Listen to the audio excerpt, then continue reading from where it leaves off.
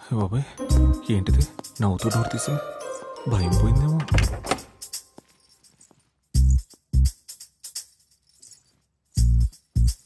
మూడు బానే ఉంది కాబట్టి అడగచ్చు, తప్పలేదు.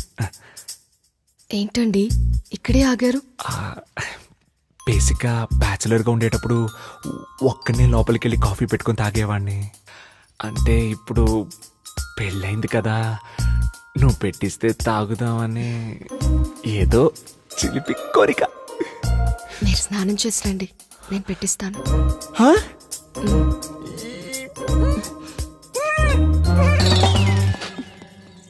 ఇవాళ రాత్రి గ్యారంటీ.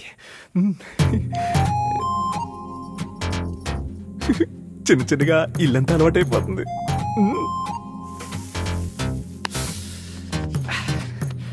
చిచ్చి చిచ్చి ఇన్ని రోజులు ఆ బ్యాచులర్ లైఫ్ బతకలాగా చచ్చాను రా బాబు. అయినా పెళ్ళయ్యాక కంఫర్ట్లే వేరు.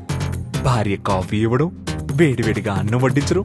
ఆహా, ఎంతైనా ఆరోగ్యంగా బతకాలంటే పెళ్లి చేసుకోవాలరా అబ్బాయి, అంతే.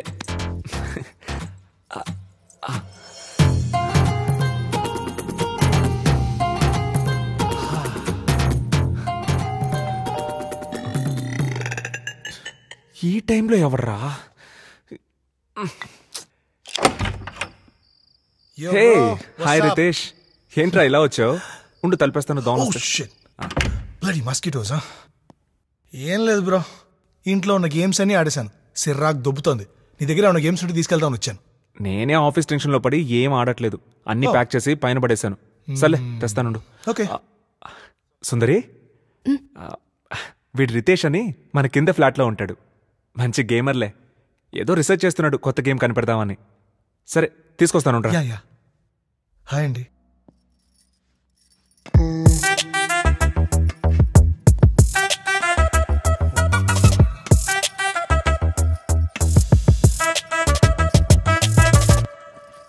నిన్న మీ ఫస్ట్ నైట్ అయినా నీలో ఇంకా భయం పోలేదంటే మీ ఇద్దరి మధ్య ఏం జరగలేదని నాకు అర్థమవుతుంది. సుందరి, పెళ్లి తర్వాత వెంటనే ఫస్ట్ నైట్ ఎందుకు పెడతారో తెలుసా? ఏమో తెలియదు. ఆడదానికి శీలం చాలా ఇంపార్టెంట్. అది భర్తకిచ్చేసిన తర్వాత తనే అంతా అన్న విషయం మనకు అర్థమవుతుంది. అప్పుడు మన తల్లి, తండ్రి, చెల్లి, తమ్ముడు, చుట్టాలు ఇలా ఎంతమంది ఉంటే అంతమంది మనకు దూరం అయిపోతారు. వీళ్ళందరినీ మనం ఒక్కళ్ళోనే చూసుకోగలం, అదే భర్త. మీ మధ్య అది జరగనంత వరకు నీ భర్తను ఎప్పటికలా చూడలేవు. నీ భయం ఎప్పటికీ పోదు. ఆలోచించుకో.